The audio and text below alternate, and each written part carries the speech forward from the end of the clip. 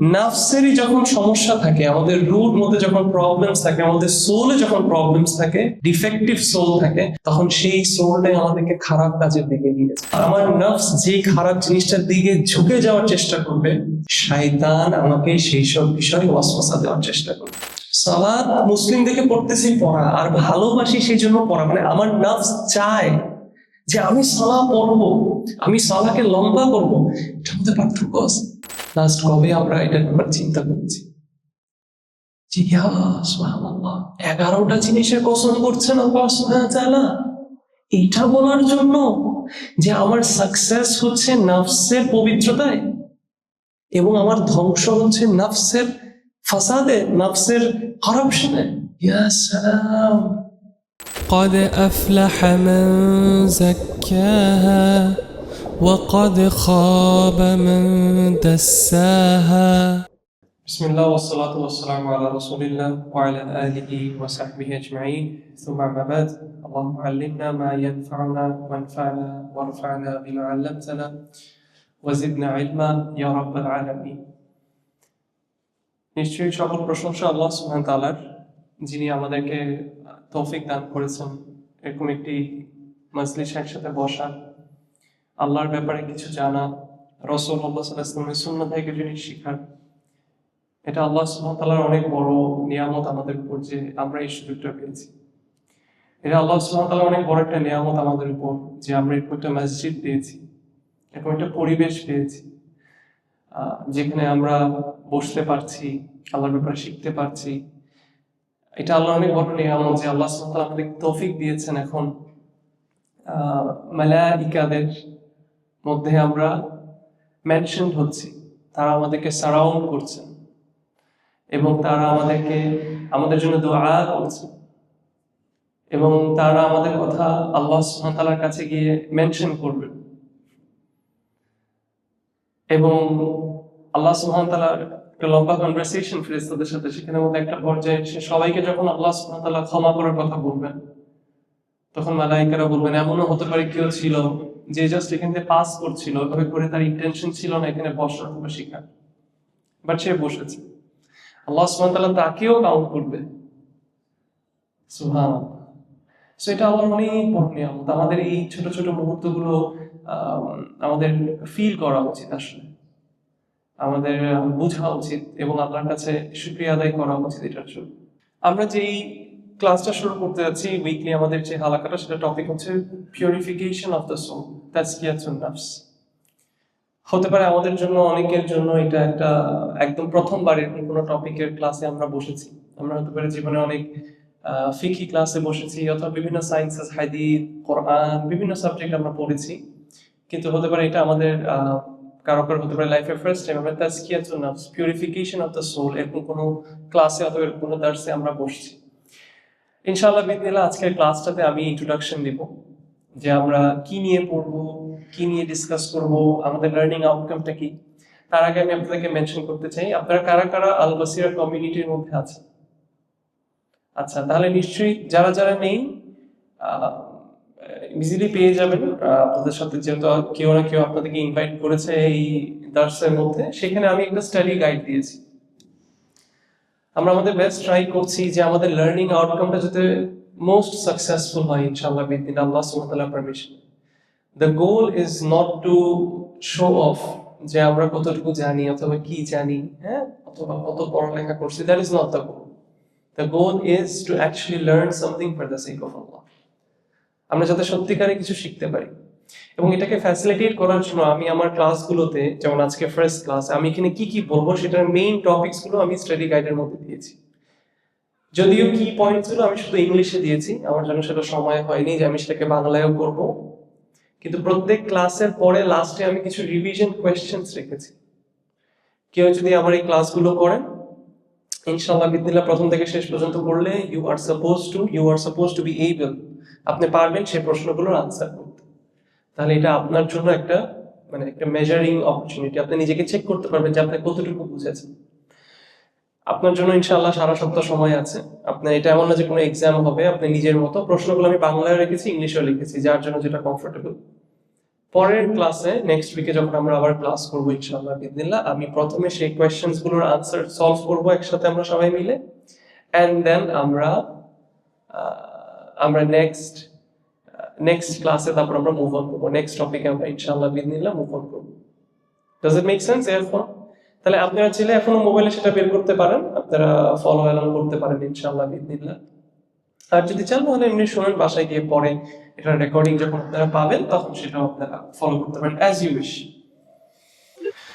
তাই আমরা এই কোর্সটার মধ্যে আমি কোন বইটাকে মেইনলি ফলো করছি ইনশাআল্লাহ বিদিনিল্লাহ, এই কোর্সটার মধ্যে আমি যে বইটাকে ফলো করছি সেটা হচ্ছে শেখ আব্দুর রাজ্জাক আল বাদার হাফিজাহুল্লাহ। তিনি এখনো মসজিদে নববীতে তিনি দার্স দেন প্রতিদিন ফজরের পরে এবং মাগরিবের পরে, এবং আপনারা যারা অ্যারাবিক বুঝেন আপনারা লাইভ ওনার এই ক্লাসগুলো অ্যাটেন্ড করতে পারবেন। ওনার ওয়েবসাইটে গেলেই আপনারা লিংক পাবেন যেখানে লাইভ ওনার ক্লাসগুলো ওখানে দেখানো হয়, মানে অডিওটা ওখানে শেয়ার করা হয়, সো আপনারা এটা বুঝতে পারবেন। আলা কুল্লি হাল ওনার একটা বই আছে, খুবই ছোট একটা বই, যেখানে উনি এই পিউরিফিকেশন অফ দ্য সোল নিয়ে তিনি কথা বলছেন, এবং তিনি এই পিউরিফিকেশন অফ দ্য সোলের বিষয়ে তিনি 10টা প্রিন্সিপালস তিনি মেনশন করেছেন। আমাদের এই কোর্সটার মধ্যে ইনশাআল্লাহ বিদিনিল্লাহ আমি সেই বইটাকেই মেইনলি রেফার করে আপনাদের সামনে প্রেজেন্টেশন রাখবো, আপনাদের সামনে আমি ক্লাসগুলো রাখবো। একদম সামারিতে যদি বলি এই বইটার সামারি কি, এই বইটার সামারি হচ্ছে যে একজন মুসলিমের নজর দেওয়া উচিত তার হার্টের দিকে, তার ভিতরের বিষয়ে তার নজর দেওয়া উচিত ঠিক সেইভাবে যেভাবে সে তার বাহ্যিক বিষয়ের জন্য খুবই সিরিয়াস এবং অনেক বেশি নজর দেয়। প্রত্যেক মুসলিমের তার ভিতরের, তার কলব, তার নফস, তার রূহ, এটার বিষয়ে তার ততটুকু সচেতন হওয়া উচিত এবং এটার বিষয়ে ততটুকু গুরুত্ব দেওয়া উচিত ঠিক যতটুকু গুরুত্ব আমরা আমাদের আউটসাইডকে বিউটিফাই করার জন্য দিই। অনেক সময় আমরা ব্যস্ত হয়ে যাই যে আমাদের মাথার টুপিটা কি ঠিক আছে নাকি না, আমার গায়ের জুব্বাটা কি ঠিক আছে নাকি না, আমার দাড়িটা কি প্রেজেন্টেবল নাকি না, কিন্তু আমরা এটা ভুলে যাচ্ছি যে আমার অন্তরের কি অবস্থা, আমার রূহর কি অবস্থা, আমার নফসের কি অবস্থা। রাসূলুল্লাহ সাল্লাল্লাহু আলাইহি ওয়াসাল্লাম একটা হাদিসে আমাদেরকে বলছেন, লা ইয়াদখুলুল জান্নাতা মান কানা ফি কলবিহি মিসকালু যাররাতিন মিন কিবরিন। রাসূলুল্লাহ সাল্লাল্লাহু আলাইহি ওয়াসাল্লাম বলছেন একজন মানুষ সে জান্নাতে ঢুকবে না যদি তার মধ্যে একদম দানা পরিমাণও তার অন্তরের মধ্যে অহংকার থাকে। তাহলে এই জান্নাতে না ঢোকার যে জিনিসটা বাধা দিচ্ছে সেটা কোন জায়গায় সমস্যা, আমার কাপড় চোপড়ে, পোশাক আশাকে, নাকি আমার অন্তরে, আমার কালবে? So it is very important. আমরা প্রত্যেক জুমায় খতিবকে আমরা কি দেখি, প্রত্যেক জুমায় খতিব খুতবার মধ্যে বলছেন ওয়া নাউযু বিল্লাহি মিন শুরুরি আনফুসিনা ওয়া মিন সাইয়্যাতি আ'মালিনা। আগে খতিব রেফিউজ সিক করছে আল্লাহর কাছে from the evil of the নফস। কেন? কারণ যদি নফসেরই যখন সমস্যা থাকে, আমাদের রুর মধ্যে যখন প্রবলেমস থাকে, আমাদের সোলে যখন প্রবলেমস থাকে, ডিফেক্টিভ সোল থাকে, তখন সেই সোলটাই আমাদেরকে খারাপ কাজের দিকে নিয়ে যায়। সো আগে আমরা প্রোটেকশন চাচ্ছি কিসের? আমাদের সোলের যে খারাপটা আছে, যে খারাপ জিনিসের দিকে আমার সোল আমাকে ডাকছে, সেটার প্রোটেকশন আগে আমি আল্লাহর কাছে চাচ্ছি। তারপরে আমরা আমাদের খারাপ আমলের প্রোটেকশন আমরা আল্লাহ সুবহানাহু ওয়া তাআলার কাছে, ওটা খারাপ আমলের এফেক্টের প্রোটেকশন আমরা আল্লাহ সুবহানাহু ওয়া তাআলার কাছে চাচ্ছি। রাসূলুল্লাহ সাল্লাল্লাহু আলাইহি ওয়াসাল্লাম সকাল বিকালে দোয়ার মধ্যে যেটা তিনি শিখিয়েছেন আবু বকর রাদিয়াল্লাহু আনহু, তার মধ্যে একটা কথাই কি বলা হচ্ছে, আউযু বিকা মিন শাররি নাফসি ওয়া মিন শাররি শাইতানি ওয়া শিরকি। শয়তানের থেকে প্রোটেকশন আল্লাহর কাছে চাওয়ার আগে রাসূলুল্লাহ সাল্লাল্লাহু আলাইহি ওয়াসাল্লাম আমাদেরকে শিখাচ্ছেন যে তুমি নফসের যে শার আছে, যে খারাপ আছে, সেটার প্রোটেকশন তুমি আগে চাও। কেন? কারণ আমার নফস যে খারাপ জিনিসটার দিকে আমাকে ডাকবে, অথবা আমার নফস যে খারাপ জিনিসটার দিকে ঝুঁকে যাওয়ার চেষ্টা করবে, শয়তান আমাকে সেই সব বিষয়ে ওয়াসওয়াসা দেওয়ার চেষ্টা করবে। যে মানুষটা স্মোকিং এ অ্যাডিক্টেড, সেই মানুষকেই শয়তান এসে স্মোকিং এর ওয়াসওয়াসা দেবে। যে মানুষ গান শুনতে অ্যাডিক্টেড, সেই মানুষকে শয়তান এসে গান শোনার ওয়াসওয়াসা দেবে। যে গানকে ঘৃণা করে, তাকে তো শয়তান এসে আর ওটার দিকে ডাকতে পারবে না। ধরেন আপনার এখন এখানে যারা আছেন, আপনাদেরকে এখন এই যে শয়তান যদি বলে যে চলো আমরা বাইরে গিয়ে স্মোক করি, অ্যাজিউমিং আমরা এখানে কেউ স্মোক করি না আলহামদুলিল্লাহ, এটা কোনো এফেক্ট হবে না, বিকজ আমরা স্মোক করি না এবং তার সাথে আমরা স্মোকিং কে হেট করি। therefore শয়তান আমাকে সেদিকে ওয়াসওয়াসা দিবে না। কিন্তু আমি যদি আমার নফসকে গানের দিকে ঝুঁকাই, সেটার প্রতি আমার একটা আগ্রহ থাকে, তখন শয়তান এসে আমাকে সেই বিষয়ে ওয়াসওয়াসা দিবে। এই জন্য আগে রাসূলুল্লাহ সাল্লাল্লাহু আলাইহি ওয়াসাল্লাম শিখাচ্ছে আউযু বিকা মিন শাররি নাফসি। সুবহানাল্লাহ। অতএব ইটস ভেরি ইম্পর্টেন্ট যে আমাদের নফসের, আমাদের রুটের কি অবস্থা সেটার দিকে আমরা একটু তাকাই। It is an important part of our Islam. আমাদের ইসলামের একটা ইম্পর্টেন্ট পার্ট হচ্ছে পিউরিফাই আওয়ার সোলস। সুবহানাল্লাহ। কিন্তু আমার প্রশ্ন, বলছি আমি যে আমাদের পিউরিফাই করতে হবে আমাদের সোলকে, but what does it mean to purify our soul? এটার মানে কি? এটা কি কোনো গোসল? এটা কি কোনো রোকেয়ার পানি দিয়ে গোসল? এটা কি কোনো মন্ত্র পড়া, কোনো ঝাড়ফুঁকের বিষয়? What is it? What does it mean when I say purification of my soul? তিনটা জিনিস। আমি যখন বলছি যে আমি আমার নাফসে পিউরিফাই করতে চাচ্ছি, আমি আমার সোলটাকে পিউরিফাই করতে চাচ্ছি, এর মানে হচ্ছে আমি শুধু যেটা ঠিক কাজ সেটা শুধু করছি না, বাট আমি এটা করতে চাচ্ছি। দেখেন, সালাত সবাই করে ইনশাআল্লাহ, যাকাত সবাই দেয়, রোজা সবাই রাখে, কিন্তু রোজা রাখার জন্য রাখা আর ভালোবাসি সেই জন্য রাখা। সালাত মুসলিম দেখে পড়তেছি পড়া, আর ভালোবাসি সেই জন্য পড়া। মানে আমার নফস চায় যে আমি সালাহ পড়বো, আমি সালাহকে লম্বা করবো। এটার মধ্যে পার্থক্য আছে। This is what it means. এটাই হচ্ছে অর্থ যখন আমরা বলছি যে আমরা তাজকিয়াতুন নফস করতে চাচ্ছি, আমরা আমাদের সোলকে পিউরিফাই করতে চাচ্ছি। মানে আমি এমন একটা রূপ তৈরি করতে চাচ্ছি যেটা শুধু ভালো কাজ করতে চায় না, বাট ভালো কাজ করতে ভালোবাসে, এবং যেটা শুধু জেনা থেকে, সুদ থেকে দূরে থাকে না, বাট জেনা সুদ করাকে ঘৃণা করে। পার্থক্যটা হচ্ছে পুলিশের ভয়ে তো চোরও চুরি করে না, দুদকের ভয়ে তো ঘুষখোরও ঘুষ খায় না, কিন্তু যে লোক দুদক না থাকলেও ঘুষ খায় না, সেই আসলে প্রকৃত ভালো মানুষ। আমরা মুসলমানের সময় এটাতে হারাই যাই। এবং শুধু তা না, শুধু ভালো করাটা যে তা না, আপনি ভালোটা করছেন উইথ দ্য বিলিভ যে এইটার থেকে ভালো আর অন্য কোনো কিছু না। একটা হচ্ছে আপনি সালাহ পড়ার জন্য সালাহ পড়ছেন, হাইয়া আলা সালাহ বলছে আপনি সালাতে আসছেন, হাইয়া আলাল ফালাহ আপনি বলছে আপনি আসছেন। কিন্তু আরেকটা আপনি বিশ্বাস করা, হাইয়া আলাল ফালাহ মানে সাকসেসে আসো। অতএব আপনি বিশ্বাস করছেন যে নিশ্চয়ই এটাতেই আমার সাকসেস। আমি 1 লাখ টাকা ট্রানজাকশন বন্ধ করেও যদি আমি সালাতে যাই, that is more better for me than doing this transaction. এটাকে বিশ্বাস করা। আমার জেনা করতে ইচ্ছা করছে, আমার সিগারেট খেতে ইচ্ছা করছে, আমার সুদ খেতে ইচ্ছা করছে, আমি জানি আমি সুদ খেলেই এখন আমি 10 কোটি টাকার মালিক হয়ে যাব, কিন্তু আমি দৃঢ়ভাবে বিশ্বাস করি যে তারপরেও আমি সুদ না খেয়ে আমার অ্যাকাউন্টের সংখ্যাটা কম হওয়ার সত্ত্বেও এটাতেই আমার success. This is what it means to purify your soul. বুঝেন বিষয়টা? এবং এটার ইম্পর্টেন্সটা এত বেশি যে আল্লাহ সুবহানাহু ওয়া তাআলা একটা সূরাতে, সূরাতুশ শামসের মধ্যে আল্লাহ সুবহানাহু ওয়া তাআলা 11টা জিনিসের কসম শপথ করে তিনি এই নফসের ব্যাপারে বলছেন। এখন আমরা একটু বুঝি বিষয়টা। আল্লাহ সুবহানাহু ওয়া তাআলা যা বলেন এটা অ্যাবসলিউট ট্রুথ। আল্লাহ যদি আমাদেরকে বলেন এই বিষয়টা এরকম, এটা নিয়ে আমাদের কোনো সন্দেহ নেই। তারপরেও যখন আল্লাহ সুবহানাহু ওয়া তাআলা কোরআনের মধ্যে কিছু বলার জন্য শপথ করেন, it shows the importance of that thing. সেটার গুরুত্বটা আমাদেরকে বোঝায়।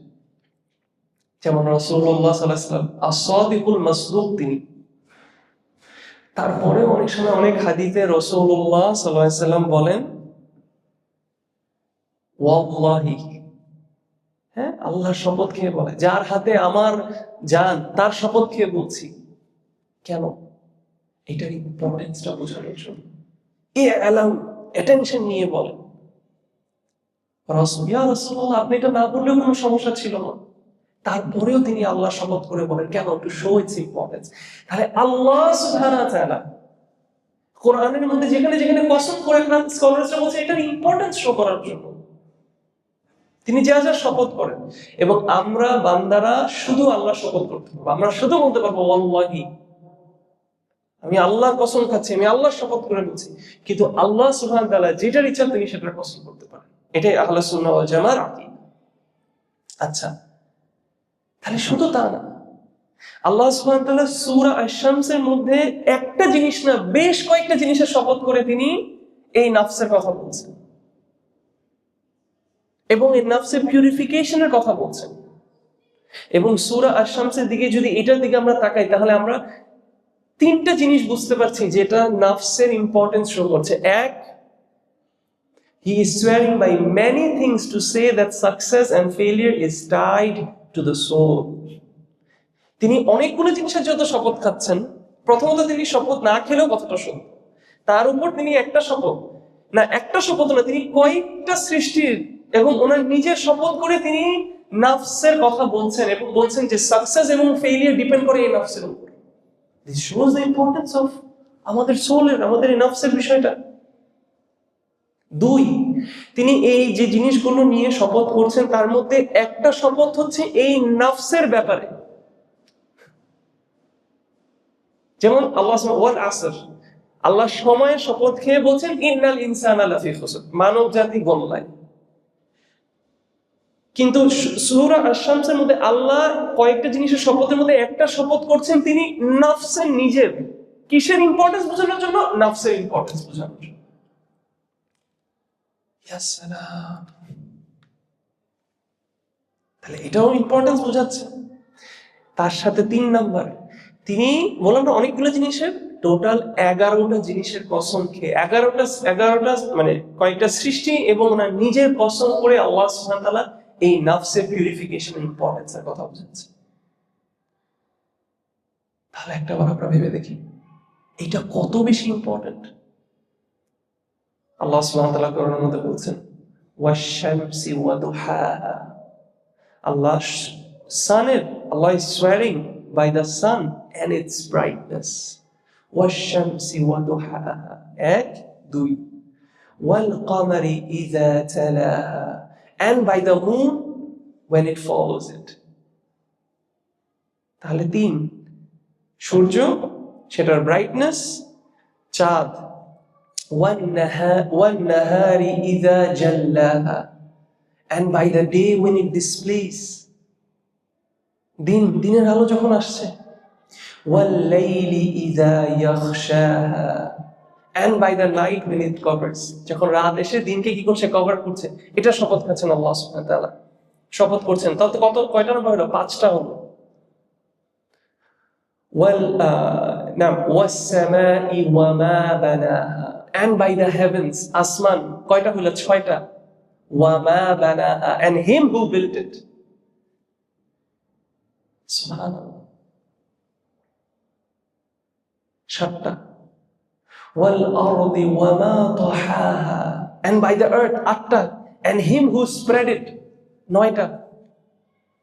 وَنَفْسٍ وَمَا سَوَّاهَا, and by the nafs, এখানে নাফসের শপথ করছে।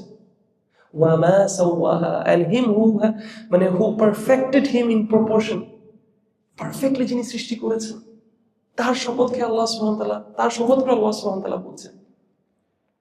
এবং এই পারফেকশনের মধ্যে কি পারফেকশন? আল্লাহ সুবহানাহু ওয়া তাআলা পরের আয়াতে বলছে فَأَلْهَمَهَا فُجُورَهَا وَتَقْوَاهَا. From its perfection is তিনি সঠিক ভুল এবং সঠিক দেখিয়েছেন। আল্লাহ আমাদেরকে গাইড করেছেন।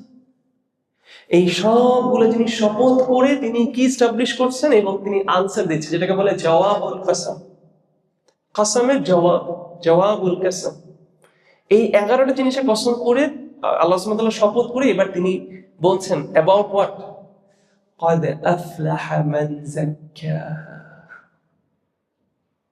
He has succeeded who purifies it. Yes, সেই সাকসেসফুল যে নিজের নফসকে পিউরিফাই করতে পারবে। وقد خاب من دساها. এন্ড সে ফিল যে নিজের নফসকে করাপ্টেড করলো, ফিল করলো উইথ কারাপশন। এটা আমার আপনার কোনো কথা না, এটা কোনো মোটিভেশনাল কোনো স্পিকারের কোনো কথা না। দিস ইজ আল্লাহ সুবহানাহু ওয়া তাআলা। লাস্ট কবে আমরা এটার ব্যাপারে চিন্তা করেছি যে ইয়া সুবহানাল্লাহ, 11টা জিনিসের কসম করছেন আল্লাহ সুবহানাহু ওয়া তাআলা এটা বলার জন্য যে আমার সাকসেস হচ্ছে নফসের পবিত্রতায় এবং আমার ধ্বংস হচ্ছে নফসের ফাসাদে, নফসের কারাপশনে। ইয়া সালাম, কবে আমি এটার উপর তাহলে কাজ করব? অতএব ইট ইজ ইম্পর্টেন্ট যে আমরা আমাদের নফসকে পিউরিফাই করি। বাট দ্য কোয়েশ্চেন ইজ কিভাবে করব? শিখতে হবে, এটার ব্যাপারে আমাদের পড়তে হবে। সেই জন্যই আমাদের এই দার্সে আসা। শেখ আব্দুর রাজ্জাক আল বাদার হাফিজাহুল্লাহ তিনি বলছেন that the origin of zakah, এই যে zakah comes from zakah, বলছে the origin of zakah is to increase in good. zakah ওয়ার্ডের অর্থ অ্যাকচুয়ালি হচ্ছে টু ইনক্রিজ, ভালো কোনো জিনিসে ইনক্রিজ হওয়া। তাহলে প্রশ্ন হচ্ছে যে পিউরিফিকেশনের বিষয়টা তাহলে কোত্থেকে আসলে এর অর্থের মধ্যে? ইনশাআল্লাহ এই কোর্সের মধ্যে একটা ক্লাসে ইবনে তাইমিয়ার কথা তিনি মেনশন করবেন রাহিমাহুল্লাহ, যিনি এক্সপ্লেইন করছেন যে কেন এই যে যাকার মধ্যে পিউরিফিকেশনের কনসেপ্টটা আসছে। যেহেতু যাকাতের অর্থ হচ্ছে কোনো ভালো জিনিস ইমপ্রুভ মানে বাড়ানো, তাহলে পিউরিফিকেশনের বিষয়টা তাহলে কোত্থেকে আসলো তিনি এক্সপ্লেইন করবেন ইনশাআল্লাহ। শেখ আব্দুর রাজ্জাক আল বাদার হাফিজাহুল্লাহ তিনি বলছেন এই আয়াতের মিনিং হচ্ছে এটা, কদ আফলাহা মান যাক্কাহা, এটার মিনিং হচ্ছে তিনটা। তিনি বলছেন, মনোযোগ দিয়ে বুঝেন এই বিষয়টা, তিনটা বিষয়, এবং আমি এটা আপনাদেরকে স্টাডি গাইডের মধ্যে এটা আমি মেনশন করছি। একজন তার নফসকে পিউরিফাই করছে, তার মানে হচ্ছে এক, সে চেষ্টা করছে তার নফসকে ময়লা আবর্জনা থেকে পরিষ্কার করা। You purify it from the bad stuff. তাহলে আগে আসতেছে পিউরিফিকেশন। সেকেন্ড, দ্বিতীয়তে আসতেছে রেকটিফিকেশন, ঠিক করা। কিভাবে ঠিক করা? এই নফসটাকে ঠিক করতে হবে ভালো জিনিস দিয়ে রিপ্লেস করে। একটা উদাহরণ দিই, আপনার নফসকে আপনি একটা জমি মনে করেন, এই জমিতে আপনি এখন শীতের দিনে শীতের সবজির চাষ করবেন। সর্বপ্রথম আপনার এই জমিতে যত ময়লা আবর্জনা আছে সেগুলো বের করতে হবে। আপনি যত ভালো সার নিয়ে আসেন না কেন, যত ভালো বীজ নিয়ে আসেন না কেন, জমির মধ্যে যদি প্যারাসাইট থাকে, হ্যাঁ, যে আজে বাজে যে জিনিসগুলো উইডস থাকে, আপনার চাষ হবে না। অতএব আগে আপনার খারাপ জিনিসগুলো বের করতে হবে, এটা হচ্ছে ফার্স্ট কাজ। সেকেন্ড, খারাপ জিনিসগুলোকে সরিয়ে আপনার রেকটিফাই করতে মানে রিপ্লেস করতে হবে উইথ দ্য গুড থিংস, ভালো জিনিস দিয়ে। আল্লাহ সুবহানাহু ওয়া তাআলা কোরআনের মধ্যে বলছেন ইল্লা মান যালামা সুম্মা বাদদালা হুসনান বা'দা সু ফাইন্নী গফুরুর রহিম। হি হু রংস, যে ভুল করছে তারপর সেটাকে সাবস্টিটিউট করছে with good. Indeed, Allah is the most forgiving, the most merciful. অতএব আপনার রিপ্লেস করতে হবে। আপনি এখন যদি জমিটাকে পরিষ্কার করে বলেন যে বাস হয়ে গেছে, হবে না। এবার আপনার সবজি চাষ করতে হবে, বীজ দিতে হবে, সার দিতে হবে, পানি দিতে হবে, রোদ দিতে হবে, আলো, যা যা সব দিতে হবে। You have to replace it with the good. এবং 3 নাম্বার পয়েন্ট, তাহলে এক, purification, second, rectification, third, perfection. এটাকে এলিভেট করতে হবে, আপনার চেষ্টা করতে হবে এটাকে ইমপ্রুভ করার। আপনি যদি বলেন আমি মাঠ পরিষ্কার করে ফেলছি, আমি ভালো ভালো সার দিয়ে আসছি, আমি ভালো ভালো বীজ দিয়ে আসছি, কিন্তু আপনি যে আর ওটাকে সুন্দর করার চেষ্টা করতেছেন না, ইমপ্রুভ করার চেষ্টা করতেছেন না, আপনি সাকসেসফুল হবেন না। এই তিনটা জিনিস বলছেন শেখ আব্দুর রাজ্জাক আল বাদার হাফিজাহুল্লাহ of the meaning of the ayah qad aflaha man zakkaha। এবং তারপরের আয়াতে আল্লাহ সুবহানাহু ওয়া তাআলা কি বলছেন? ওয়া ক্বাদ খাবা মান দাসসাহা।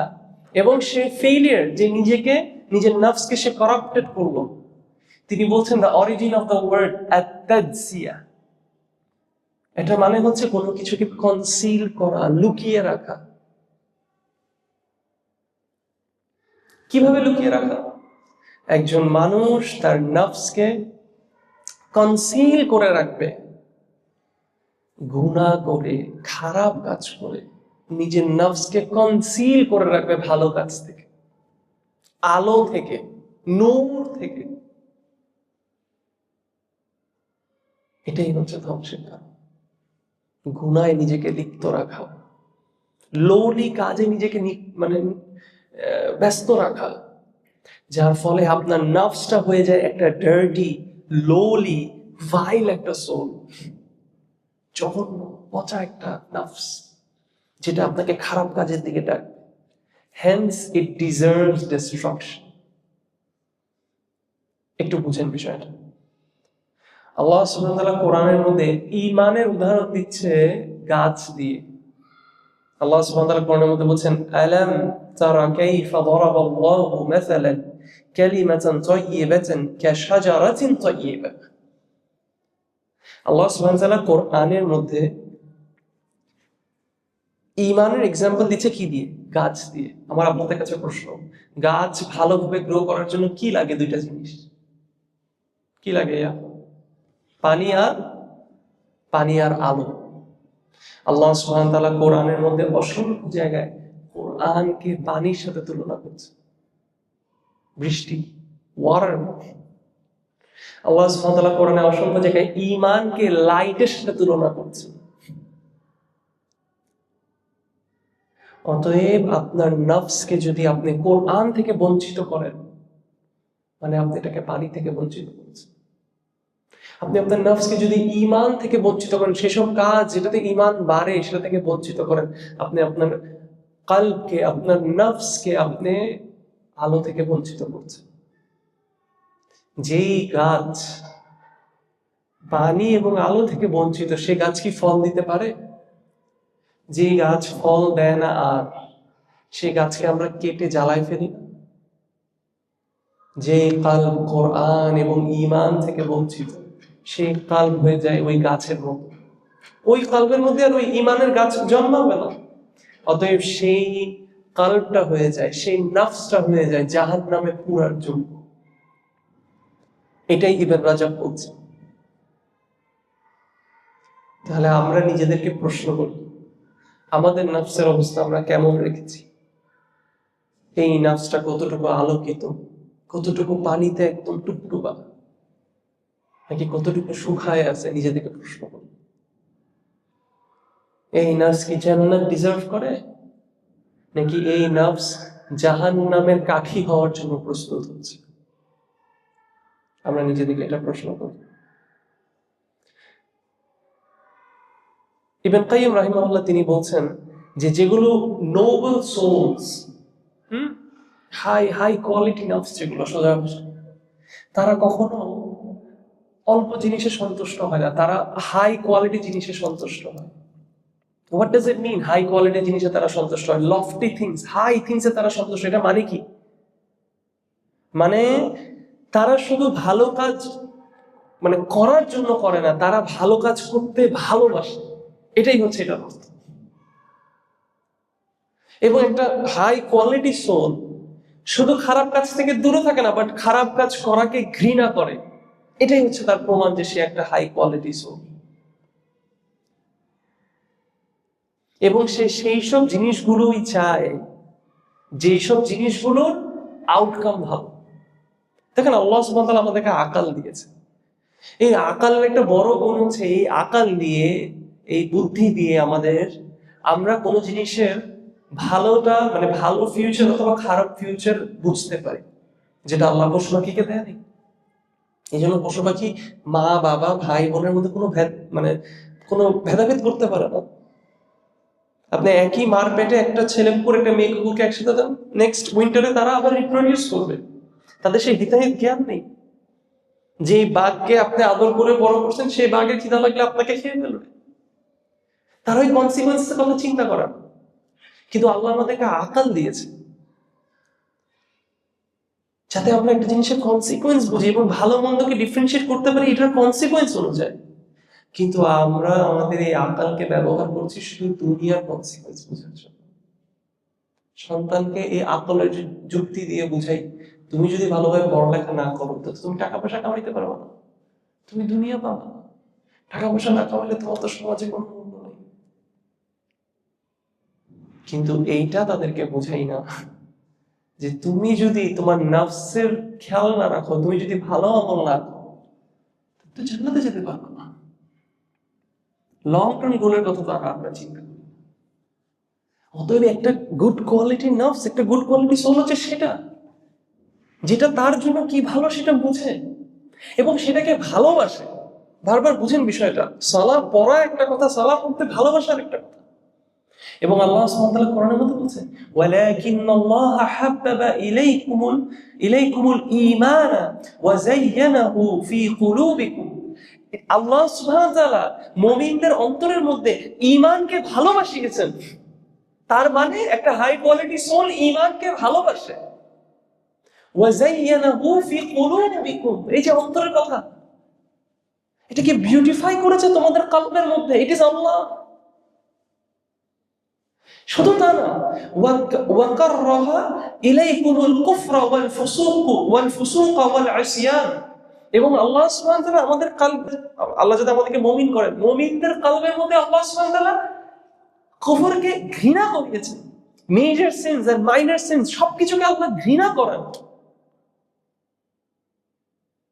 এবং আল্লাহ বলেন, উলাইকা হুমুর রাশিদুন, and they are the truly guided ones. আপনার নিজেকে অনেক সময় প্রশ্ন হয় যে আচ্ছা, আমি কি আসলে হেদায়েতের পথে আছি? Am I on the right track? নিজেকে কোয়েশ্চেন করুন, আমি কি ভালো আমল করতে ভালোবাসি? আমি কি এক্সাইটেড জান্নাত মানে সালাতে যাওয়ার জন্য, এই যে দার্সে বসার জন্য? এটা কি আমাকে মানে আমাকে শান্তি দিচ্ছে? ডাজ মাই হার্ট লাভ ইট? আমি কুফরি করছি না, আমি জিনা করছি না, ব্যভিচার করছি না, সুদ খাচ্ছি না, কিন্তু আমি কি ঘৃণা করি সেটাকে? উলাইকা হুমুর রাশিদুন। ওয়ালাকিন, আপনার মনে হইতে পারে ও আমি তো এরকম, দ্যাট মিন্স আমি তো অনেক কিছু করে ফেলতেছি। তারপরের আয়াতে আল্লাহ বলছেন, ফাদলাম মিনাল্লাহ, এটা আল্লাহর ফেভার আমাদের উপর, ওয়া নি'মা ওয়াল্লাহু আলিমুন হাকীম। কোন সুযোগ নেই এটা মনে করাও তার মানে আমি কোনো অনেক স্পেশাল কেউ না। এটা আল্লাহর ফেভার আপনার উপর, যে আল্লাহ আপনার হার্টকে ভালোবাসিয়েছে ভালো কাজ করতে এবং হারাম থেকে দূরে থাকতে। ইয়া সালাম, এটা হচ্ছে একটা হাই কোয়ালিটি নফসের ইম্পর্টেন্স, অথবা একটা হাই কোয়ালিটি নফসের গুণ। অতএব আমার প্রশ্ন এখন আপনাদের কাছে, কি মনে হয় তাজকিয়াতুন নফস, যে টপিকটা নিয়ে আজকে আমরা কথা বলছি, এটা কি সবার জন্য শিখা ওয়াজিব, অথবা এটার উপর আমল করা সবার জন্য অব্লিগেটরি, নাকি করলে হবে না করলে সমস্যা নেই? কি মনে হয়? অব্লিগেটরি, প্রত্যেকজনের জন্য। কিছু জিনিস আছে শুধু স্বামীর উপর ওয়াজিব, মার উপর, স্ত্রীর উপর না। কিছু জিনিস আছে শুধু স্ত্রীর উপর ফরজ, স্বামীর উপর না। কিছু জিনিস আছে শুধু মা বাবার উপর ফরজ, সন্তানের উপর না। কিছু জিনিস আছে শুধু সন্তানের উপর ফরজ, মা বাবার উপর না। কিন্তু তাজকিয়াতুন নফস, আপনার নফসের টেক কেয়ার করা, এটা নিয়ে এটা প্রত্যেকজনের উপর ফরজ। কিন্তু বাস্তবতা আজকে দেখো, কাউকে আজ করেন কি বলতে চাচ্ছ? তাজকিয়াতুন নফস, তাজকিয়াতুন নফস কি? পিউরিফিকেশন অফ সোল, রূহকে পরিষ্কার করা। ওকে, ইনশাআল্লাহ, বেস্ট অফ লাক। তাইব তাইকো আমাকে যখন এক্সট্রিম ফিকি মাসালা নিয়ে কোনো ডিসকাশন হবে, ইজতিহাদি কোনো বিষয়, আল গো দেয়ার। ইখতিলাফ নিয়ে যদি কোনো কিছু হয়, তাহলে আমি ইখতিলাফি বিষয়ে ডিবেট এসবে আমি যাব। তাজকিয়াতুন নফসের একটা হালাকায় কয়জন বসে, কোন একটা ডিবেট আমি এখন বলি, ওপেন চ্যালেঞ্জ, এত লাখ টাকার, আমার এই কথা ঠিক, ওনার কথা, এই ভরে যাবে, পুরা এলাকা ভরে যাবে। যাকে ইনভাইট করিনি সেও এসে বসে থাকবে। সুবহানাল্লাহ, সুবহানাল্লাহ। দূরেরটা চিন্তা করা, এই দেখেন, এই দূরের চিন্তা করাটা যে আপনার নফসের কন্ট্রোলের মধ্যে একটা ডিরেক্ট প্রভাব, এটা আল্লাহ সুবহানাহু ওয়া তাআলা কোরআনের মধ্যে বলছেন। আল্লাহ বলছেন, ওয়া আম্মা মান খাফা মাকামা রাব্বি, এবং যে ভয় করে আল্লাহর সামনে একদিন দাঁড়ানোর, সে কি করবে? ওয়ানাহা নাফসা আনিল হাওয়া। ইয়া সালাম। আমার স্মোক করতে ইচ্ছা করতেছে, আমার গান শুনতে ইচ্ছা করতেছে, আমার সালাটা মিস দিতে ইচ্ছা করতেছে, আমার ঘুমায় থাকতে ইচ্ছা করতেছে, আমার নাফস চাচ্ছে সেটা। ইয়া সালাম। কিন্তু আমাদের একদিন আল্লাহর সামনে গিয়ে দাঁড়াইতে হবে, আমার একদিন আল্লাহর সামনে দাঁড়াইতে হবে। অতএব এটাকে চিন্তা করে আমি আমার হাওয়াকে ওয়ানাহা নাফসা আনিল হাওয়া, whims and desires যা চাচ্ছে, I'll not give that. What is the outcome of this? فَإِنَّ الْجَنَّةَ هِيَ الْمَأْوَى. يا سلام। এভাবে কখনো ভাবছি, চিন্তা করছি? এগুলো কালামুল্লাহ, কোনো মানুষের কথা না, কিন্তু কবে এভাবে ভাবছি? এটা আমাদের বেসিক হিউম্যান সাইকোলজি, কনসিকুয়েন্স আমাদেরকে কাজ করে। আমি আপনাদের একটা সিম্পল এক্সাম্পল বলি। আমরা সবাই এখানে যে বয়সে আছি, আমাদের মা বাবাকে এখন আমাদেরকে ক্যারাতে দিয়ে মারবে। যেমন আমার রিসেন্টলি আমার একটা বাবু হয়েছে, আমার বাবুর সাথে মানে আমার বাবুকে নিয়ে আমি যদি কোনো সিদ্ধান্ত নিই অথবা কিছু করবো, আমার বাবুর কি হবে তার আগে আমি চিন্তা করি আমার মা আমাকে কি বলবে। আচ্ছা, আমি শুধু এই কাজটা করি যেটা আমার মা পছন্দ। ধরেন ফর এক্সাম্পল, কোন ধরেন আমি আমার বাবুকে সবুজ একটা কিছু পড়াইতে চাচ্ছি, আমার মা চায় না আমার বাবুকে আমি সবুজ কালারের জামা পরাই, সে ফর এক্সাম্পল। আমি যদি তাও পড়াই, আমার মা কি আমাকে সে মারবে? মারবে না। তারপরে আমার মার প্রতি আমার সম্মান, আমার মার প্রতি আমার ভালোবাসা, জাস্ট চিন্তা করে যে মার সামনে গেলেই মা একটা কিছু বলবে, এইটার কথা চিন্তা করেও বউকে বলি থাক আজকে সবুজটা পরাই, আজকে মার পছন্দের কালারটা পরাই, চলো দাদি বাড়িতে চাই না। এটা তো দুনিয়ার ছোট উদাহরণ দিলাম, আল্লাহর সাথে কোনো উদাহরণ যায় না। কিন্তু যখন একজন সত্যিকারের বান্দা যার নফসকে সে পিউরিফাই করার চেষ্টা করছে, সে তার নফসকে হাওয়া থেকে বাধা দিচ্ছে, লিমাজা, কেন? কারণ সে আল্লাহর সামনে দাঁড়ানোর কথা, সে কনসিকুয়েন্স কথা চিন্তা করতেছে। সব সিসি ক্যামেরা বন্ধ, কোনো দুদকে কেউ দেখতেছে না, শুধু আমি এবং সরকারি অফিসার দাঁড়ানো। আমি ঘুষটা দিলাম, সরকারি অফিসার কাউকে বলবে না, আমি কাউকে বলবো, আল্লাহ তো দেখতেছে।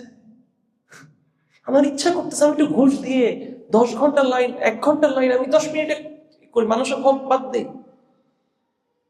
وأما من خاف مقام ربي ونهى النفس عن الهوى, এটা যে করলো فإن الجنة هي المأوى, তার ফাইনাল ডেস্টিনেশন ইনশাআল্লাহ জান্নাত।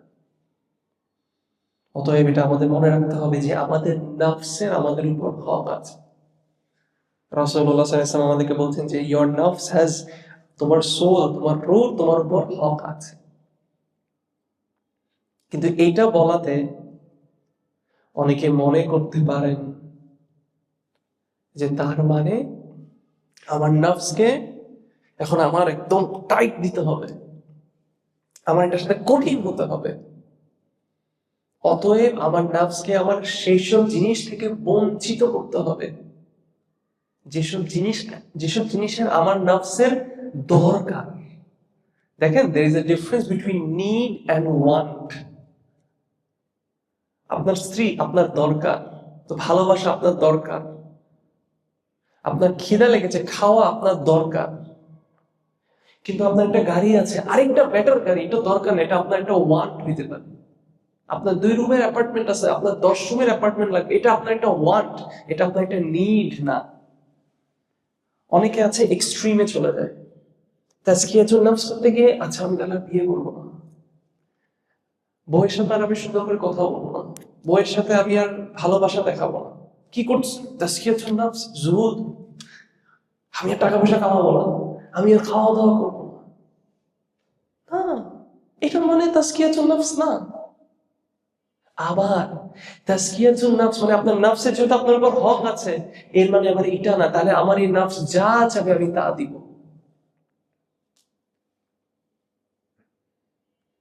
যা চাবে আমি তা দিব। আমি এখন ধরেন ফর এক্সাম্পল 10,000 টাকা একটা বাসায় থাকি, আমার সব নিড ফুলফিল হচ্ছে, কিন্তু পাশে এই বিল্ডিং এই 12,000 টাকার ফ্ল্যাটটা খালি হয়েছে। কি চেঞ্জ হবে? আমার চোখে দেখে একটু ভালো লাগবে, রুমটা আরেকটু বড়, দেওয়ালগুলো আরেকটু সুন্দর, ডিজাইনটা আরেকটু বেটার। এটা আমার একটা ওয়ান্ট, এটা আমার নিড না। তো রাসূলুল্লাহ সাল্লাল্লাহু আলাইহি ওয়াসাল্লাম বলছে তোমার নাফস তোমার উপর হক আছে, এখন মনে করেন তাহলে আমার নাফস এটা চাচ্ছে, তাহলে হক পূরণ করতে হবে আমার, তাহলে আমি সব দিব, লাগাবি। দিস ইজ অলসো নট তাসকিয়াতুন নাফস, অথবা দিস ইজ অলসো নট নাফসের হক আদায় করা। তো দুইটার একটাও না। বুঝেন, এক্সট্রিমে আমরা কখনো যেতে পারবো না। ইনস্ট্যান্ট এটা একটা ব্যালেন্সড অ্যাপ্রোচ, এটা একটা ব্যালেন্সড অ্যাপ্রোচ, মধ্যম পন্থা। কিন্তু প্রশ্ন, কে যাচাই করবে মধ্যম পন্থা কোনটা? আমার কাছে এসে আপনি টেস্ট করে যাবেন, আপনি বলবেন ভাই আমি আমার নাফসের তাজকিয়া করার জন্য XYZ করতেছি, এটা কি মধ্যম পন্থা?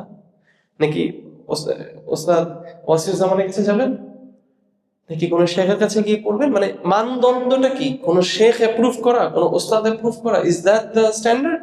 কি মনে হয়, কে বলবে যে এটা ব্যালেন্স, এটা ব্যালেন্স না? একটা এক্সাম্পল দিই আমি আপনাদেরকে। What is the definition of balance? আমরা বলি না আমরা একটা ব্যালেন্স নেশন, আমরা মধ্যম পন্থা অবলম্বন করি। অনেক সময় দেখবেন কাউকে কোনো একটা প্রশ্ন করলেই, তো যেটা বলছিলাম, আমরা অনেক সময় বলি middle ground. What do you mean by middle ground? তাহলে একজন ধরেন ঝগড়া করতেছে যে ফজরের সালাত 20 রাকাত, আরেকজন বলতেছে না ফজরের সালাত 10 রাকাত। তাহলে আমি সেটা করি, তাহলে আমি মধ্যম পন্থা অবলম্বন করবো, ফজরের সালাত 15 রাকাত।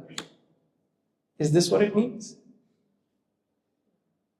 আচ্ছা, একজন বলতেছে যে আমি 10 জন নারীকে আমি বিয়ে করবো, আরেকজন বলছে না আমি 20টা বিয়ে করবো। কারণ ঠিক আছে, আমি মধ্যম পন্থায় আসি, আমি 15 জন বিয়ে করবো। Is this what it means? তাহলে what do you mean by middle ground? অনেক সময় অনেকে বলে আল্লাহর ব্যাপারে আমরা এটা বলতে পারবো না, আরেকজন বলে আল্লাহর ব্যাপারে আমার এটাই বলতে হবে।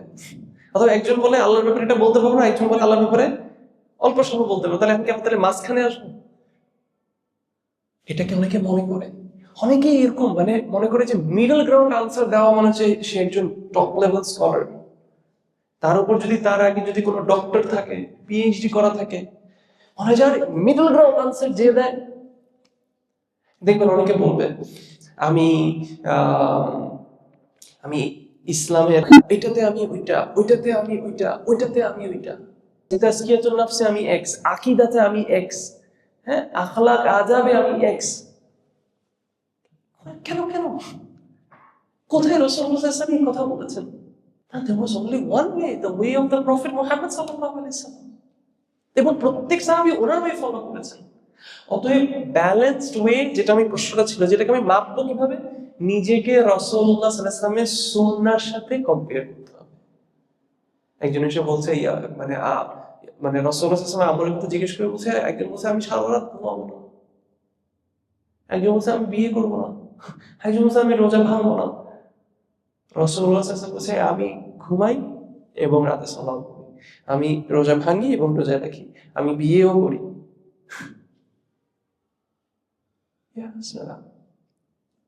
তাহলে এই শুবহাতে আমরা যাতে কখনো না পড়ি, ব্যালেন্সডে আসবো। মানে কি? মানে হচ্ছে আমরা রাসূলুল্লাহ সাল্লাল্লাহু আলাইহি ওয়াসাল্লামের সুন্নাহ ফলো করব। এখন আপনার আবার একটা কথা আসতে পারে, এটা আপনার opinion, this is what you are saying, but এটা আপনার ওপিনিয়ন, আপনার I respect your opinion, but আরেকজনের ওপিনিয়ন আরেকটা। না, this is the only opinion. আল্লাহ সুবহানাহু ওয়া তাআলা ভালোবাসার সার্টিফিকেট দিচ্ছেন। ইফ ইউ লাভ আল্লাহ, আল্লাহ বলছেন দেন ফলো, মানে রাসূল সাল্লাল্লাহু আলাইহি ওয়াসাল্লাম বলতে বলছেন যে তাদেরকে বলো দ্যাট ফলো মি, আমাকে অনুকরণ করো, আমাকে অনুসরণ করো, তাহলে আল্লাহ আপনাকে ভালোবাসবে। তাহলে আল্লাহ সুবহানাহু ওয়া তাআলা বলেনি যে তুমি যদি আল্লাহকে ভালোবাসো তাহলে তুমি তাজকিয়াতুন নাফসে অন্যের মতো করো, এটাতে তুমি অন্যের মতো করো, ওইটাতে তুমি অন্যের মতো করো না। there is only one way, the way of the Prophet sallallahu alaihi wasallam। এবং রাসূলুল্লাহ সাল্লাল্লাহু আলাইহি ওয়াসাল্লামের ওয়ে কোনটা, পন্থা কোনটা, এটা বেস্ট কে জানে? সাহাবীরা। এই জন্য আমরা কি বলি, কোরআন সুন্নাহ তো সবাই কোট করে, কাদিয়ানীরাও কোরআন সুন্নাহ কোট করে, শিয়ারাও কোরআনকে কোট করে, কাদারিয়ারাও কোরআনকে কোট করে, মুরজিয়ারাও কোরআনকে কোট করে, খাওয়ারিজরাও কোরআনকে কোট করে, সুন্নাহকে কোট করে। পার্থক্যটা কোথায়? পার্থক্যটা এই জায়গায় আসতেই হবে, এই জায়গাটা পার্থক্য। এই কোরআনের আয়াত, এই হাদিসটার ব্যাখ্যা, তুমি যেটা বলছো এটাই কি সাহাবীরা বুঝেছিলেন? This is the question. যদি বলি যে হ্যাঁ, আলহামদুলিল্লাহ, তাহলে সেটা আমার পন্থা। যদি বলি যে না, তাহলে প্রশ্ন যে যখন কোরআনের আয়াত নাজিল হচ্ছিল সেটা কাদের সিচুয়েশনের উপর ভিত্তি করে নাজিল হচ্ছিল? সাহাবী। কোরআন আয়াতটা যখন নাজিল হয়েছে সামনে কারা ছিল? সাহাবী। রাসূলুল্লাহ সাল্লাল্লাহু আলাইহি ওয়াসাল্লাম ওনার সুন্নাহ দিয়ে এই কোরআনের আয়াতগুলোকে ব্যাখ্যা করেছেন কাদের কাছে? সাহাবী। তাহলে তারা যে ব্যাখ্যা বুঝলো না, আপনি আর আমি কিভাবে এই ব্যাখ্যা বুঝবো? এই জন্য খাওয়ারিজরা যখন আলী রাদিয়াল্লাহু আনহু থেকে আলাদা হয়ে গেল, একটা ক্যাম্প হয়ে গেল, তখন একজন সাহাবী, আমার এক্স্যাক্টলি ওনার নামটা মনে আসছে না, আব্দুল্লাহ বিন মাসউদ, আব্দুল্লাহ বিন আব্বাস রাদিয়াল্লাহু আনহুমা, তিনি ওনাদের কাছে গেলেন, বলেন আমি একটু যে ওদের সাথে ডিসকাশন করি। যে উনি ফার্স্ট কথাটা বললেন যে আমি ওই ক্যাম্প মানে ও সাহাবীদের ক্যাম্প থেকে আসছি, কিন্তু আমি তোমাদের এখানের মধ্যে কাউকে মানে তোমাদের মধ্যে কোনো সাহাবীকে আমি দেখছি না। কোয়েশ্চেন। আজকাল দেখবেন মানুষ নতুন নতুন নতুন নতুন জিনিস দিনের মধ্যে আবিষ্কার করছে। দেখেন, আমরা যদি কেউ ডিবেট করতে চাই, ঝগড়া করতে চাই, ঝগড়ার জায়গা, ঝগড়া doesn't give anything end of the day. প্রথমত আল্লাহর সন্তুষ্টি লাভ করতে চাই, একটু স্টেপ ব্যাক করি, ঠান্ডা মাথায় নিজেকে প্রশ্ন করি, সাহাবীরা এটা বুঝেন নাই, আমি বুঝতেছি। তাহলে এটাই হচ্ছে ব্যালেন্সড অ্যাপ্রোচ। ইভেন তাজকিয়াতুন, কারণ আল্লাহ 11টা জিনিসের উপর শপথ করে বলছেন সাকসেসফুল হচ্ছে সে যে নাফসে পিউরিফাই করলো, এবং লুজার হচ্ছে সে, ফেইলিয়ার হচ্ছে সে তার যার নাফসটাকে সে করাপ্টেড করলো। তাহলে এটা কি হতে পারে যে রাসূলুল্লাহ সাল্লাল্লাহু আলাইহি ওয়াসাল্লাম এই বিষয়টা সাহাবীদেরকে শিখিয়ে যাবেন না? এটা কি হতে পারে যে সাহাবীরা এই আয়াতগুলো শুনেছে কিন্তু রাসূলুল্লাহ সাল্লাল্লাহু আলাইহি ওয়াসাল্লামকে জিজ্ঞেস করবে না, ইয়া রাসূলুল্লাহ আমরা কিভাবে আমাদের নাফসকে পিউরিফাই করব? Is this possible? মানে কি মনে হয় বেসিক লজিকে? আপনার বড় ডক্টরেট পিএইচডি হতে পারে, বেসিক লজিক কখনোই পসিবল। অতএব এটা একটা এটা একটা ইসলামিক শারঈ একটা জিনিস যেটা কোরআন এবং সুন্নাহর উপর বেসড। অতএব কেউ যদি দাবি করে যে তারা তাজকিয়াতুন নফস করছে এমন কোন পন্থায় যেটা কোরআন সুন্নাহ দ্বারা অ্যাপ্রুভ না, that is not accepted। সেটা দিয়ে আপনার নাফস পিউরিফাই হবে না। ইনস্টেড এটা পরের আয়াতের মধ্যে চলে আসবে, ওয়াকাদ খাবা মান দাসসাহা, এবং আমরা এটা আসবো এক্সপ্লেনেশনের মধ্যে। অতএব আমাদের সবার এটা মনে রাখতে হবে। এবং রাসূলুল্লাহ সাল্লাল্লাহু আলাইহি ওয়াসাল্লামের যদি কোনো সুন্নাহ আমাদের প্রত্যেকজনের, যদি এমন কোনো একটা বই থাকতো যেটা আমাদের পড়া উচিত, প্রত্যেকজনের প্রতিদিন 10 মিনিট হবে জাস্ট হাদিসগুলো পড়ে যাব, তাহলে প্রত্যেক মুসলিমের উচিত রিয়াদুস সালিহিন বইটা প্রতিদিন অ্যাটলিস্ট একটা হাদিস পড়া, অ্যাটলিস্ট একটা করে হাদিস পড়া। আর এরকম মাসাজিদ যেখানে আছে, এরকম মসজিদ যেখানে আছে, সেখানে তো রেগুলার কমিউনিটিতে হালাকা হওয়া উচিত। ফাজরের পর অথবা আসরের পর অথবা মাগরিবের পর একটা করে হাদিস শুধু পড়া হবে, ছোট্ট 2 মিনিটের একটা এক্সপ্রেশন দেওয়া হবে। This is a must. Again, you should have some Quran, প্রত্যেকজনের ডেইলি কিছু কোরআন থাকতে হবে, এবং জীবনের সঙ্গী বানানোর এই রিয়াদুস সালিহিন। This is a must. অথচ আমরা নিজেদেরকে কিসে ব্যস্ত রাখছি, নিজেদেরকে একটু প্রশ্ন করি। লাস্ট কবে কোনোদিন নিজে থেমে নিজেকে প্রশ্ন করছি আমার নাফসের কি অবস্থা? আমার নাফস কি আমাকে ভালোর দিকে ডাকে নাকি খারাপের দিকে ডাকে? আমি কি সাকসেসফুল? আমার নাফসের কি আমি টেক কেয়ার করতেছি? যেভাবে আমরা এই যে সাদা জুব্বার সাদা হোয়াইটনেসটা আমি টেক কেয়ার করছি। বাসায় যখনই সভা পড়ে এসে খেতে বসি, যদি গরু মাংসের তরকারি হয় অথবা অনেক ঝোলওয়ালা কোনো তরকারি হয়, সবার আগে যে কাজটা করে হচ্ছে সাদা জুব্বাটা খুলে ঘরের একটা কাপড় পরে খেতে বসি। কেন? তেল পড়বে, ভালো লাগে না কাপড়ে এরকম দাগ বসা। কেউ কোনোদিন মেজবানের সাদা কাপড় পরে যায় না। তাহলে আমরা আমাদের আউটসাইডটাকে পারফেক্ট করা নিয়ে যত ইম্পর্টেন্স দিচ্ছি, ইনসাইডের কি অবস্থা? সুবহানাল্লাহ। ইনশাআল্লাহ বিদিনিল্লাহ আমরা, এটা ছিল আমার ইন্ট্রোডাকশন। এবং শেখ আব্দুর রাজ্জাক আল-বাত্তার হাফিজাহুল্লাহ তিনি এই ইন্ট্রোডাকশন দেওয়ার পরে তিনি 10টা কাওয়ায়েদ মেনশন করবেন from the Quran and Sunnah, definitely, যেটা আমাদের জানা উচিত, যাতে আপনি নিজের জন্য একটা কারিকুলাম সেট করতে পারেন। ঠিক আছে, আজকে আপনারা বুঝলেন যে তাজকিয়াতুন নফসটা কত বেশি ইম্পর্টেন্ট। তাহলে আমি কিভাবে করবো নিজের জন্য যাতে 10টা রুলস আপনি সেট করতে পারেন। এই 10টা জিনিস আমি বাস্তবায়ন করে আমার নফসকে আমি পিউরিফাই করার চেষ্টা করবো ইনশাআল্লাহ বিদিনিল্লাহ, যাতে আমি قد أفلح من زكاها এদের অন্তর্ভুক্ত হতে পারি। আবারও বলছি, কথা বলা অনেক সহজ, কিছু বলা ইজ ভেরি ইজি, কিছু শোনা ইজ অলসো ভেরি ইজি, কিন্তু সেটার উপর আমল করা হচ্ছে সবচেয়ে বড় পরীক্ষা। আমি আল্লাহর কাছে দোয়া করছি, আল্লাহ যাতে আমাদের এই কথাগুলো আমাদের পক্ষে সাক্ষী করে আনেন কিয়ামত দিনে, আমাদের বিরুদ্ধে না। আল্লাহ যাতে আমাদেরকে তৌফিক দান করেন এই কথাগুলোর উপর আমল করেন। আল্লাহ যেন আমাদেরকে তৌফিক দান করেন আমাদের নফসকে পিউরিফাই করার, আমাদের সোলটাকে যাতে আমরা পিউরিফাই করতে পারি। মনে রাখবেন এই 3টা জিনিস, purification, rectification and perfection or elevation. পরিষ্কার করতে হবে। আপনি নতুন বাসায় যদি যান, একটা নতুন বাসায় গেছেন, আপনি আগে গিয়ে কি ফার্নিচার রাখা শুরু করেন, নাকি আগে ঝাড়ু দেন, সব ময়লা টয়লা বের করেন? ফার্নিচারের পিছনে যদি কোনো পোকামাকড় থাকে, স্প্রে দিয়ে সব আগে শেষ করেন, পুরোটাকে ক্লিন করেন আগে। তারপর কি করেন? খালি ক্লিন করে তাকায় থাকেন না, ফার্নিচার দিয়ে রিপ্লেস করুন, সুন্দর করেন। তারপর ফার্নিচারকে ফালায় রাখেন না, টাকা দিয়ে কাজের মানুষ রাখেন, ফার্নিচার মুছে ঝাড়ু দেয় অথবা নিজে করেন। সেই নফসের ময়লাগুলো বের করতে হবে, রিপ্লেস করতে হবে ভালো জিনিস দিয়ে, তারপর চেষ্টা করে যেতে হবে। এটা সবচেয়ে বড় জিহাদ।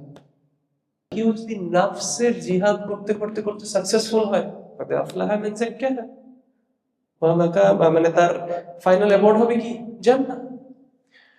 যদি কোনো কারণে স্ট্রাইভ করতে করতে শেষ হয়ে যায়, শহীদ হয়ে যায়, তাও সে সাকসেসফুল হবে। বুঝেন বিষয়টা? এই জন্য আমরা এইসব নিয়ে চিন্তা করি না, আমরা তো হাইপে থাকি, শুধু মোটিভেশনাল স্পিচে থাকি শুধু। But this is the real motivation. এটা হচ্ছে আসলে, এটা আপনাকে যে মোটিভেশন দিবে। আচ্ছা, আপনার কি মনে হয়, আপনাদের কি মনে হয়, সাহাবীরা কি অন্য কোনো ধরনের মাংসের তৈরি ছিল? ওনাদেরকে কোনো হার্টের মধ্যে আর্টারি গুলো ডিফারেন্ট ছিল? ওনাদের কি আলাদা কোনো হার্ট ছিল শরীরে? ব্লাডটা কি অন্য কোনো জিনিসের তৈরি ছিল? The same human being. ওনাদের কাছে কি কোনো আলাদা কোরআন নাযিল হয়েছিল? না। পার্থক্য قد أفلح من زكاها। রাসূলুল্লাহ সাল্লাল্লাহু আলাইহি ওয়াসাল্লাম আমাদেরকে শিখিয়েছেন purifying their soul to the point that পড়েন, সিরা পড়েন, চোখে পানি চলে আসবে। একজন সাহাবী মৃত্যুকে এমনভাবে ডেসক্রাইব করতেছে, এভাবে আমরা আমাদের মানে বিয়ের মজাও এভাবে করে ডেসক্রাইব করি। মৃত্যুর দিকে সে যেভাবে যাচ্ছে, শাহাদাতের দিকে সে যেভাবে করে যাচ্ছে, সালাতের শান্তি তারা যেভাবে ডেসক্রাইব করতেছে, আমরা আমাদের বেস্ট গ্যাদারিং এও সে শান্তি পাই না। সাদাকা করে তারা যে শান্তি পাচ্ছে, পকেট থেকে আমার 10 টাকা গেলেও আমি সে শান্তি, মানে তার থেকে আরো বেশি কষ্ট পাই।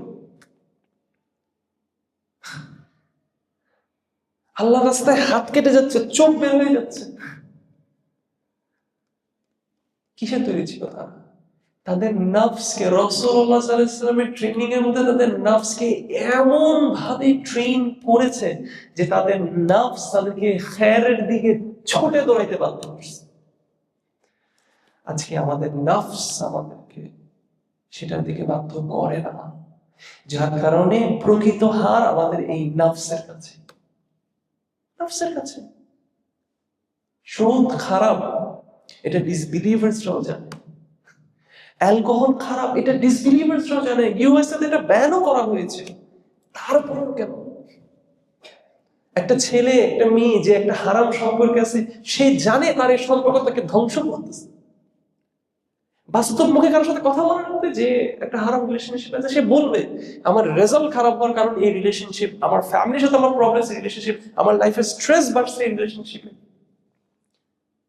তারপরেও সে কেন এটা ছাড়তে পারছে না? তার নাফস তাকে সেটার দিকে পুশ করতেছে, এবং সে যত নাফসে পিউরিফাই করতেছে না, তার নাফস তাকে সেদিকে পুশ করতেছে, শয়তান এটা সুযোগ পাচ্ছে, শয়তান তাকে সেটার দিকে ওয়াসওয়াসা দিচ্ছে, হেন্স সে সেদিকেই চলে যাচ্ছে। আর সাহাবীরা অ্যালকোহলকে এত ভালোবাসার সত্ত্বেও সাথে সাথে ফালাই দিচ্ছে, কারণ তারা তাদের নাফসকে এমন ভাবে তৈরি করেছে যে নাফস তাদেরকে খেয়ালের দিকে ডাকছে।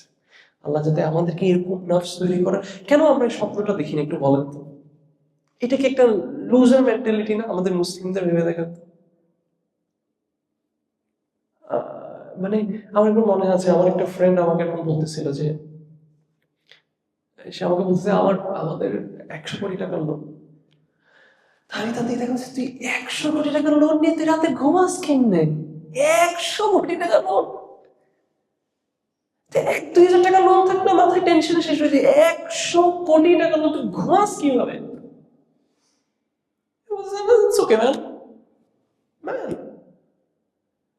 না দোস্ত, আমার দরকার নাই দোস্ত, এত দুনিয়া 100 কোটি টাকা দিয়ে আমি সর্বোচ্চ কি করে ফেলবো, আমার দরকার নেই। সে আমাকে বলছে, এটা তোর অক্ষমতা যে তুই বড় স্বপ্ন দেখতে যাস না। সে আমাকে এটা বলছে, এটা তোর অক্ষমতা যে তুই বড় স্বপ্ন দেখতে যাস না। আমি বললাম, না, এটা তোর ব্যর্থতা যে তুই প্রকৃত স্বপ্ন দেখতে শিখাস না। আমরা এই স্বপ্ন দেখি না যে আমি বেলাল রাদিয়াল্লাহু আনহু সালার মতো আমি সালাম করার চেষ্টাটা অ্যাটলিস্ট আমি করব। আমি আবু বকর সিদ্দিকের মতো মানে আমার হার্টটাকে সেরকম করার চেষ্টা করব। তো তাবিনদেরকে আপনারা আব্দুল্লাহ ইবনে জুবাইর রাহিমাহুল্লাহ, যার পা কেটে ফেলা গল্প আপনাদেরকে অনেক খুতবায় আমি বলেছি, কেন সেই সালাম আমরা পারতেছি না? It is because আমাদের অ্যাম্বিশন লো হয়ে গেছে। আলা কুল্লি হাল, আল্লাহ সুবহানাহু ওয়া তাআলা আমাদেরকে এই কথাগুলোর উপর জ্ঞান আমল করার তৌফিক দান করুন। আল্লাহ যাতে আমাদের নাফসকে পিউরিফাই করার তৌফিক দান করেন। আল্লাহ তুমি আমাদের নাফসকে এরকম নাফস করার তৌফিক দান করেন যে এই নাফস আমাদেরকে ভালোর দিকে ডাকবে, তোমার সন্তুষ্টির দিকে ডাকবে। এবং আল্লাহ, আমরা তোমার কাছে এমন নাফস থেকে রেহাই চাচ্ছি যেটা আমাদেরকে তোমার অসন্তুষ্টির দিকে ডেকে নিয়ে যায়, এবং যে এই নাফসটা জাহান্নামে পুরার জন্য প্রস্তুত। আল্লাহ তুমি আমাদেরকে জান্নাতুল ফেরদৌস দান করো। আল্লাহ তুমি আমাদেরকে জাহান্নামের আগুন থেকে বাঁচাও। আমি যদি কিছু ভুল বলে থাকি, it's from me and shaitan. Allah's messenger is free from it. سبحانك اللهم وبحمدك ونشهد ان لا اله الا انت ونستغفرك ونتوب اليك. جزاك الله خيرا. السلام عليكم ورحمه الله.